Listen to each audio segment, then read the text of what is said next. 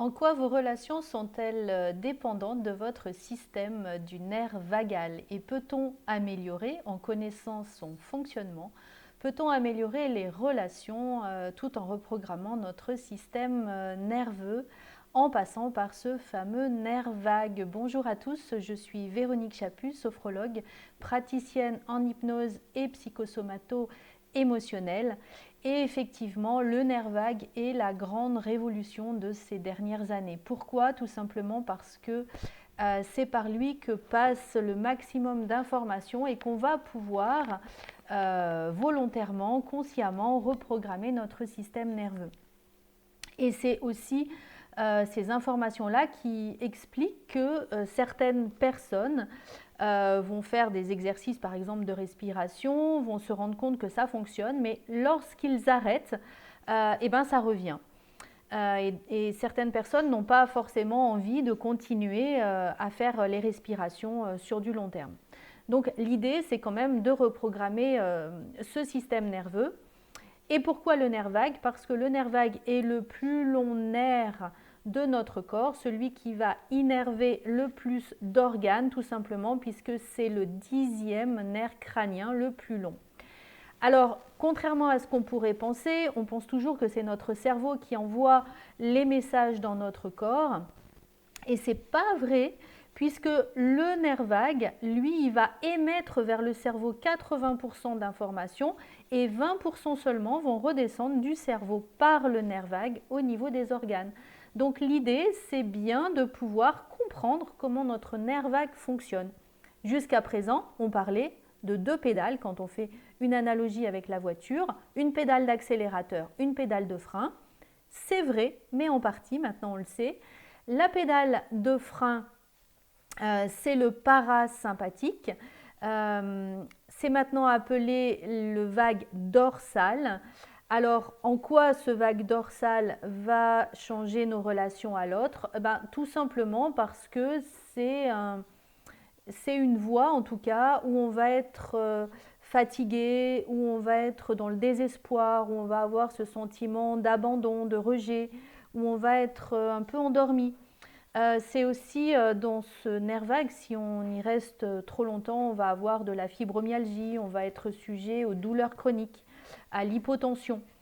Par contre, il peut nous être utile, par exemple, pour nous endormir facilement. L'idée, c'est toujours de voir comment on appuie sur la pédale.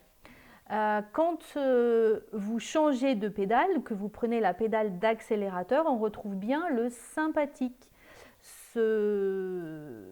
Cette voie-là, c'est vraiment la fuite ou le combat. C'est-à-dire que c'est cette pédale-là qui nous permet vraiment d'avancer. Donc au démarrage, on avance, c'est vraiment sympa. Si on est trop sur cette pédale, comme en voiture, il va se passer des choses. On va être en hypervigilance, on va être en danger, on va avoir de l'hypertension, des insomnies, on va être très anxieux, toujours sur le qui-vive, complètement déconnecté à son corps. Et donc, c'est la voie royale pour le burn-out.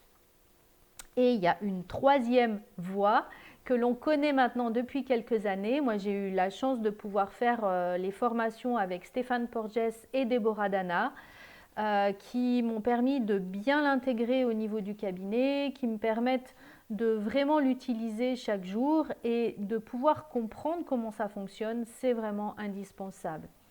Cette troisième voie, c'est celle de la compassion, c'est celle de l'amour, c'est celle du soutien. On peut demander à l'autre quelque chose. On est capable d'être dans la confiance, donc de faire des choix. On peut être à l'écoute de l'autre et de soi. C'est vraiment la voie de la sérénité, c'est la voie du social, de la communication, c'est là où on se sent bien et où on aime faire les choses. Alors ces voies-là, il ne faut pas imaginer qu'on va rester essentiellement dans une seule voie toute sa vie. Bien sûr, si on est dans le combat sans arrêt, vous voyez que c'est difficile d'être dans le dorsal et donc de s'endormir. Donc on va être sujet à des insomnies. Si on reste trop dans le sympathique, on va avoir beaucoup de colère. Si on est trop dans la voie du ventral, là, on a peu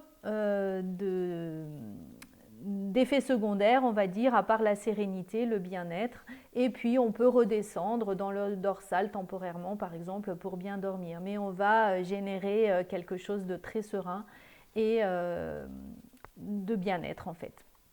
Donc, c'est vraiment cette voie-là qu'il faut essayer de privilégier. Et donc, c'est important de comprendre comment ces trois voies fonctionnent, comment les utiliser, comment glisser d'une voie à l'autre lorsque vous avez par exemple un choc émotionnel qui vous réactive cette voie peut-être de retrait total, d'inhibition, de timidité dans ce dorsal, ou au contraire vous vous mettez à agresser les gens, ou au contraire vous refusez de discuter avec eux, vous préférez fuir. C'est important de reconnaître qu'on est juste dans cette voie-là. Et comme sur une route, on a le droit de changer de route, on a le droit de bifurquer, on a le droit de prendre une voie de sortie pour aller sur cette voie du ventral qui va nous apporter toute la sérénité. Alors, moi, je vous propose tout simplement des journées de formation pour pouvoir mieux comprendre, pour qu'on ait bien le temps de cerner, faire des exercices adéquats. Donc là, d'autres journées vont être mises en place très prochainement. Vous pouvez aussi le travailler de manière individuelle.